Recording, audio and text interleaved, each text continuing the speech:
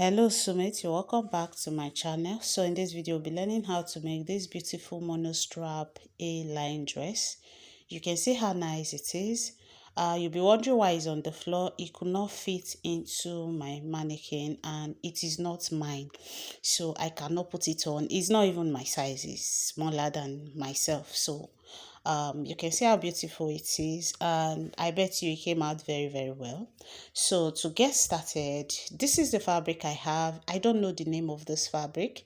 I took the picture the person sent to me to look for the fabric, and I got a yard for 3,000 naira in Lagos, Nigeria, and I'm using 4 yards. So I got the original spider lining and I'm using 4 yards of it also. So I went ahead to fold my paper into two.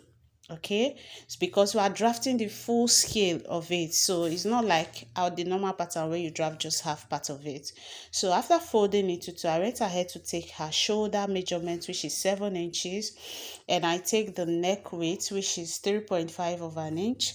Then I came down by 1.5 of an inch for shoulder slope. So I'm going to connect that part. From there, I will take our chest line measurement. You divide the bust by 6 plus 1 to get your chest line measurement. Okay, so that's what I did here, and I'm connecting a straight line to serve as the chest line measurement, which her bust measurement will be resting upon. Okay, so after that, I went ahead to input the shoulder measurement on the chest line measurement so I can connect the armhole line.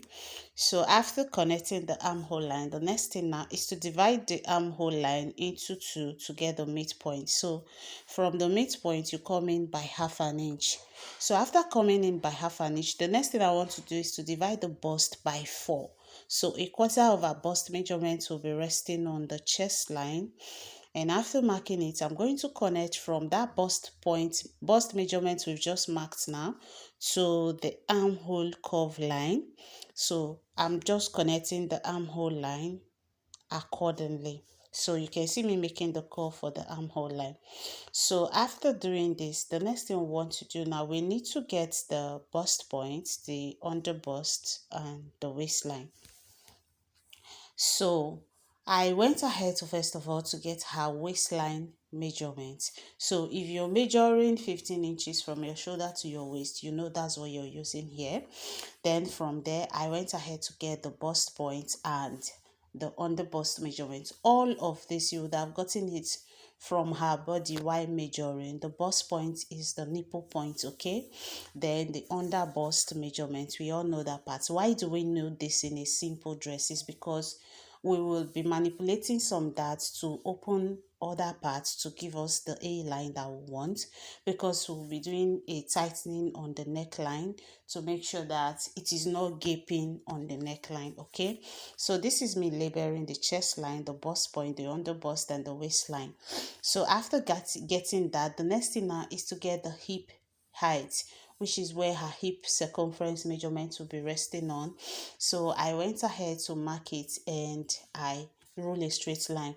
Now if you didn't measure on your client, you should know that the standard to get your hip height is from your waistline. You measure like 8 inches downwards or 9 inches downwards. The person is very tall and big, you use 9, but if it's normal size you can use 8 inches. So that's how I do mine. So after that, I went ahead to get the full length of the dress. So after getting the full length of the dress, I'm going to rule a straight line also. Then I will go ahead and cut the excess paper out after getting the full length of the dress. So it's a very simple dress, but there are some steps you need to follow to get the right work done. So after that, the next thing I want to do now is to go ahead and impute the dart intake. I'm using 4 inches as a dart intake. So I'm going to measure the 4 inches from the chest line straight to the full length of the gown. This is me rolling it, the dart intake from the chest line to the hip. We are going to connect it straight to the full length of the gown. So this is what I meant by we'll be opening some parts to close some darts to give us the opening for the A-line. Okay, so I'm just going to connect it straight down. Don't forget, this is her nipple to nipple measurement we are using here. So if your nipple to nipple measurement is 6, you divide by 2, you should know that you are using 3 inches. Okay, so after that, the next thing I want to do now is to go ahead and get the neckline measurement, and I'm coming down by 3.5 of an inch to get the neck depth. I will now go ahead and connect with my ruler like so. So now the neckline is done, even though you don't need it, but just so you don't get confused. Okay, so the next thing we'll have to do now is to impute the dart intake. I marked ½ inch to the left and ½ inch to the right from the dart leg that we've created, and I'm going to connect it straight to the bust point, which is the nipple point. Can you see? Then from the waistline, I will come down by 5 inches and mark. So I will connect the dart leg to the 5 inches I just marked. Now I'm just going to connect it down to that point. Then I will go ahead and impute my waist measurement. So after marking the exact waist measurement, the 1 inch we use for that intake, now we'll add it back. Then I'm going to connect from the chest line to the waistline. Then the next thing I will do now is to impute her the side dart intake. That's the difference between the front and the back. If it's 1 inch, you mark 1 inch from the bust point down and you connect a slant line, but most times it is usually 2 inches. Okay, but for her it is 1 inch. So after connecting it, I went ahead to impute her hip measurement, and I'm connecting from the waistline to the hip line. So whatsoever measurement I have on the hip line like this now is what I will be extending to the full length of the dress. Okay, so let's say the hip measurement is 10. You are marking the 10 straight to the full length of the dress. So you can see me just extending it. I will continue extending it until I've gotten to the lower part of the dress. So now after doing this, now the next thing we'll be doing now is to take our crease the darts out and also create an opening. Don't forget the paper is folded into 2. So I was going ahead to cut the armhole curve here, but I realized that it is a dress without sleeve. Okay, so whenever you are making a dress without sleeve, on the chest line, come up by 1 inch, connect a straight line like so. Then you reconnect the armhole. Now, why are you coming up? So that it covers your armpit. It depends on what your client wants to, so you can ask her to know. So, but most times people do not want their armpit exposed in dresses that are not carrying sleeve. So that's why I made that curve. So this is me cutting, and I realized that I'm not supposed to cut it all through here because we'll be creasing the side that like we'll be folding the dart away. So I went ahead to get it tape it back. Okay, so I'm just going to like give it a space when I'm cutting, so that by the time I'm folding, I will have space to crease all of the excesses, and I'm going to recut. Okay, so from the waistline, I'm just going to follow the proper markings that we have from the waistline like so. After cutting it this way, we are now going to transfer all the markings to the other side. Now, the marker I'm using now it has stains on the paper that will reflect on the other side for me to be able to like transfer all the darts and all the measurements. This is the wrong side of it. I'm going to flip it to the right side, not this side. I'm going to flip it. You can see the markings that they are showing, and I'm seeing it. So I'm going to follow the markings to reconnect the lines, because this is now the full side of this is now a full half block of the dress, right? So after connecting the lines like this is me connecting from the chest line to the waistline. So now we are going to connect the dart intake also. So I will go ahead and do the side dart, which is 1 inch that I said. Then the dart intake, we are going to connect them also. So this is me measuring it from the center front. I'm measuring the dart, So I'm going to connect it. Don't forget that we will be extending the dart to the lower part also, because this both dart line we have on both sides of the dress now, they need to be slash open for us to be able to close the bust dart, which is the side dart on the bust part. Okay, so you can see that I've extended the line downwards. I did that off camera to save our time. So after that, the next thing you want to do now is to create the neckline. And don't forget that when you're curving the neckline, it is dropping at the armhole area. Okay, like that 1 inch we came up with, that's where it will drop. If you take it higher than that, your clients will not be able to wear it. So you follow it exactly as you see, then you extend the that leg up. So I'm going to use like 1/4 inch on each side, so it means I'm creasing with 1/2 inch in total on the upper part. Why am I doing this creasing on the upper part, this that tightening? Is just so that it doesn't gape when she wears it. Okay, so that's what this is about. So you can see me slitting the dart line open from the button to the bust point, which is the nipple point, so that I will be able to close the side dart. Can you see what I'm doing? So I'm just going to fold it in, close it, and tape it down. I will repeat the same thing for the other side. Now you have to close these two sides dart for you to be able to like crease the shoulder line that we've just created on the upper part, the one we just put to stop the gaping. Now you have to close the both bust darts for you to be able to close this one. Okay, so now you can see me that I reconnected that part and I've gone ahead to cut it. I will repeat the same thing for this side. Okay, so I cut this part that other time also. So this is me folding it in. Can you see it? So you just fold it like you are covering that part away. You are folding that part away. You don't need it at all. Then go ahead and tape it down. So after taping it down, you will now reconnect, but it's not giving so much difference here.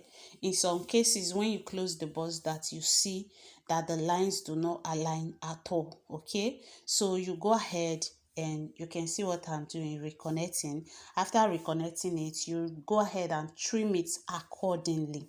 Don't forget that there is no sewing allowance here. We'll be doing that when we are cutting on the fabric. Don't forget that. Okay, so this is me cutting all the darts away. We don't need them. So you can see me removing the dart from it. So what happened here, immediately we closed the bust dart, it gave us an opening on the other part of the dress to give us the A line. Okay, so now when we close this upper part again, it's going to open more for us. So now you can see me removing those things so that it can spread well. So now we're closing this part also. So after slitting one part open, you just place it underneath it to cover that part away. Then you are now going to reconnect the line, but I have to tape it down so that it doesn't move. So after taping it down, you can see that the lines does not align anymore. So this is why you have to close your dart first before you cut your paper completely, because most times the lines, they don't align. Okay, so I'm just going to reconnect the line like so. So after reconnecting it, I'm just going to go ahead and cut it out. Now you can see that by just closing the darts now, all the darts, we've gotten the A line that we want. Okay, we've gotten the A line. You'll be wondering why I didn't fold the fabric in slant. I have just 4 yards. If I decide to fold it that way, it's not going to be long enough because the person is tall. Do you understand? And again, the pattern of the dress from the tube nail also, you can see the pattern of the dress that the lines are still straight, even though it is a line, the line still came out straight. So if you decide to fold it slant, right, it is not going to, the patterns are just going to give you like vertical lines, like it's not going to come out straight. And once it doesn't come out like that, like your patterns didn't come out well, it will not come out well. So here you can see me cut. I'm adding half inch as seam allowance to the sides. So after cutting it like this on the lower part, I went ahead to make a curve, because you know that the dress is curvy on the, especially on the sides, so it doesn't have to be straight. So this is me making a curve. You can now see that it is now like it is, I still have extra inches on the lower parts. Assuming I folded this slant, okay, it will not give me the full length, her full length. Do you understand? So that's why we're using this method to cut the A-line dress. So now I went ahead to use the fabric to cut on the lining also, to save our time. So this is the lining on it, but the lining is shorter with about 10 inches, so it doesn't have to be equal. Now, why is there lining? The fabric is light and it's going to show her body, so I have to cover it up. So now, after removing the paper, we're going to like press the lining on the main fabric. Now this fabric has wrong side. The wrong side of the fabric feels rough on the skin. It feels rough on the skin. The right side is very smooth and feels very okay. So now you will place the lining on the wrong side of the fabric. Then you are just going to go ahead to the machine and press it down. I'm going to arrange it again. So this is me placing the lining on the table and placing the fabric on it. Don't forget that it is the wrong side of the fabric I am placing on top of it. I'm resting on the lining. So I will just go ahead to the sewing machine. After arranging it properly, you can decide to pin it down. Then I will go straight to the sewing machine and press it all down like I'm sewing it together. I'm sewing it with the lining. I'll go ahead and join it together. So I'm just going to do so on both sides, the neckline, the armhole. I will do so, press it down. I will repeat the same thing for the other side too, for the second part, and come back. So after doing that, this is what we have. I've gone ahead to press this one, and this is the second part. I've gone ahead to press it also. So you are going to place it on each other, right side facing right side, okay? Right side facing right side. So when you go to the machine, the first thing you are going to join together is to join the shoulders together. Go ahead and join the shoulders together. So after joining the shoulders together, you go ahead and join the side straight down. You're joining it straight down, okay? So I'll just go ahead and do that off camera and come back. So after doing that, this is what we have. I've gone ahead to join it. We've joined the shoulders, we've joined the side. So I will just flip it to the right side to go to the next phase of the video. So you can see what we have is already coming together. By the time I flip it now, but I left the side open because we are going to be piping the neckline round. So I left that part open, so I will see chance to sew. So after flipping it to the right side, this is what we have. I have this long strap I have already cut. Is about 2 inches wide. You know the fabric is not straight, so it's about 2 inches wide. This strap you're seeing on my hand. So now you're going to fold the edge in like so. Then you're placing it from the wrong side of the fabric. That's where you're sewing it from. So you can see how I am placing it from the wrong side of the fabric. You put it this way, then you place it on it like so. Then you go ahead and just attach it, like you just run a straight line, run it around the neckline, okay? So I'm just going ahead to go straight to the machine and sew it, round it, and after sewing it I will come back. Then you can now fold it in. So here now I've gone ahead to join it to it, and this is what we have, right? So the next thing now, we have to fold it in. Can you see what we have? Fold it in. You fold it in once, then you fold it in the second time. Can you see? So this is piping. So when you fold it twice like this, you go ahead to your machine and you give it a good press. You sew it all round. I'll do that and come back. So here I've done that, and I've done the armhole line too. I've gone ahead to press the armhole line also. So after doing this now, you know that you can't leave it like this. For it to be easy for her to wear, there has to be a zipper. So I went ahead to attach a zipper to the side. Don't forget, you're attaching to the zipper to the side that does not have shoulder. Okay, so after attaching the zipper to it, this is what we have. Gone ahead to attach the zipper. I did the invisible zipper, and this is what we have. You can see how neatly done it is. So now on the side, the dress is carrying a band on both sides where the belt, let's say the belt holder. So now I have the strap I have already cut, so I'm just going to measure to get her waistline, because the band has to be on the waistline. So when I measure to get the waistline, that's where the band will rest on. So I'm going to fold both edge of the band, and I'm going to tack it on it with needle and thread. It's easier. So I fold both edge of it in, then I'm going to tack it on it. So the strap I use for the band is about 2.5 of an inch long. Okay, so I'll go ahead and tack it on both sides and come back. So here now, I've gone ahead to attach the belt holder to the dress. So we have to get the ruffles on the neckline.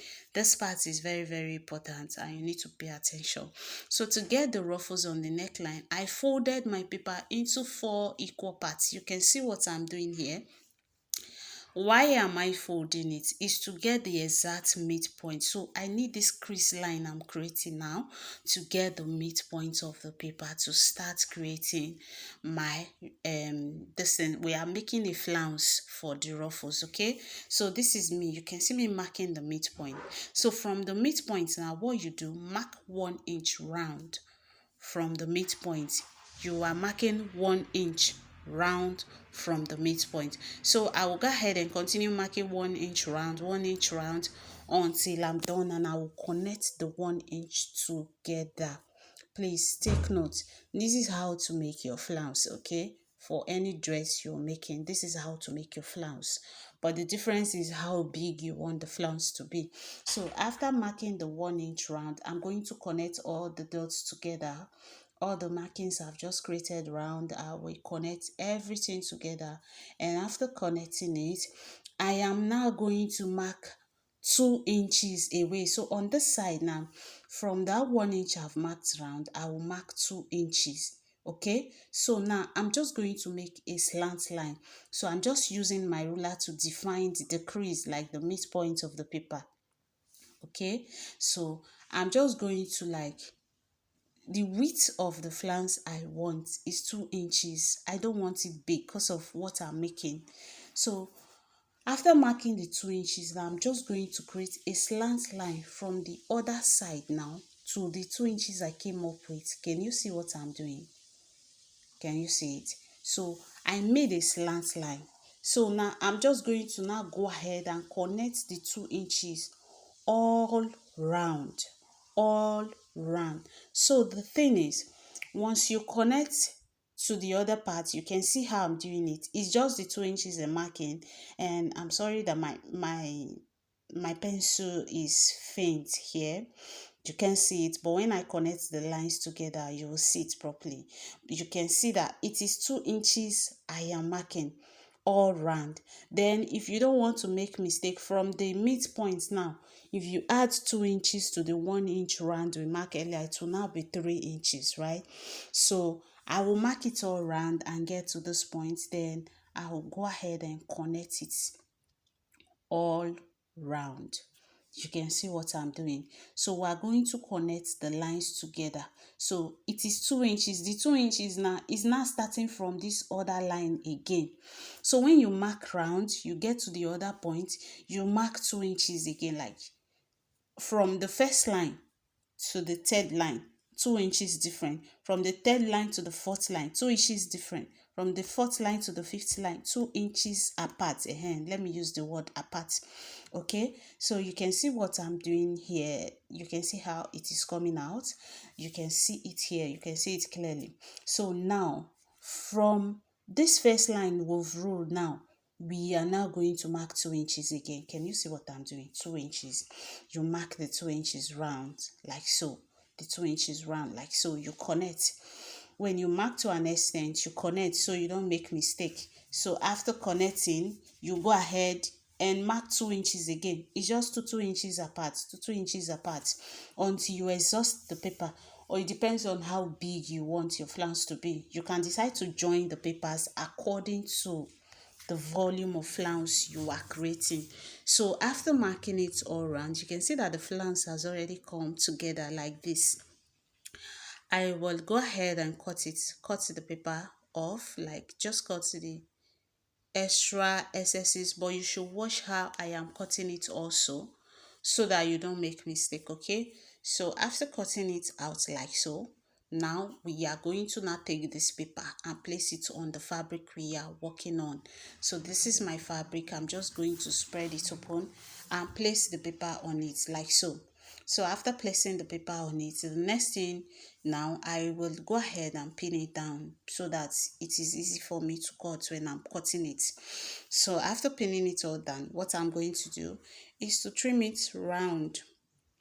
I'll go ahead and trim it round before following all the markings I have done. Okay, so you can see that it is very easy to create the ruffles in front, but it is not just creating the flounce that will give you the ruffles in front of the dress. So once we are done cutting this part out, now we will now go ahead to create the ruffles to get it exactly how it is in the picture on the thumbnail. Okay, so you can see how I am doing it. You can see me cutting everything out. So I'm just going to follow all the lines now to cut the flounce round. Follow all the lines accordingly. Then that center part where we marked round 1 inches round, we are going to cut that part away. So after doing that, now I'm just going to get my needle and thread. That's what we'll be working with to create the ruffles. So here now I've gone ahead to cut the flounce, and this is what we have. Just arranging it back so you see what we've done, and you see that it is very easy to do, and it is not confusing if you follow all the steps. If you're still watching at this point, please don't forget to subscribe. If you're a returning subscriber, thank you very much. I love you. There is no Come Fashion on YouTube without you. I'm grateful for your support, and don't forget to drop an honest review for me. So now the flounce is ready. What I did is that I went to weave the both edges of, that outside weaving, knit weaving. Then I went to weave the both edges of the flounce. Can you see it? It's neatly weave on both sides. Then I went to thread my needle. I've already threaded my needle and thread. So I'm creating ruffles, like I'm drawing gathers. So I'm going to sew in between the flounce that we've made. Now I'm going to sew in between it, and I will draw gathers. So you can see what I'm doing here. It's very easy. You just draw your normal gathers. So now I will go ahead and do it because it took a lot of time. So I'm just going to cut it short, draw the gathers off camera, then we can go ahead and attach it to the dress. You can see how I am doing it. It takes a lot of time, like I said. So here now I've gone ahead to draw the gathers all through, and this is what we have. You can see how beautiful it's looking already. I know my camera is not doing justice, and very soon I'm going to get a new phone so that you people can actually see my work in details. So here now we've already gotten the ruffles exactly how we wanted it. So we are going to place it on the dress. So this is the dress. I'm going to arrange the ruffles on it until it can go round it. This ruffle now is going from the front to the back of the dress. So you're just going to arrange it on it. Please make sure you weave it. You weave your ruffle both sides, neatly weave, so that it will come out well. Okay, so even the weaving itself, it gives it this curve at the edge. It gives it this curve at the edge too, that makes the ruffles very defined. So after doing that, I will arrange it on it like this. Then I will go ahead and press it down. I'm sewing it on the part that we piped earlier. So here now I've gone ahead to attach the ruffle to it, and you can see how nice it is, right? It actually came out cool and very beautiful. So like this, now we are done with the dress, and this is the band part that I attach those straps to create the band holder, like the belt holder. So this is exactly the dress on the thumbnail, just that it could not fit into my dummy. And this brings us to the end of the video. Don't forget to give me a thumbs up if you find this video helpful. Thank you very much for watching, and see you in my next video. Bye.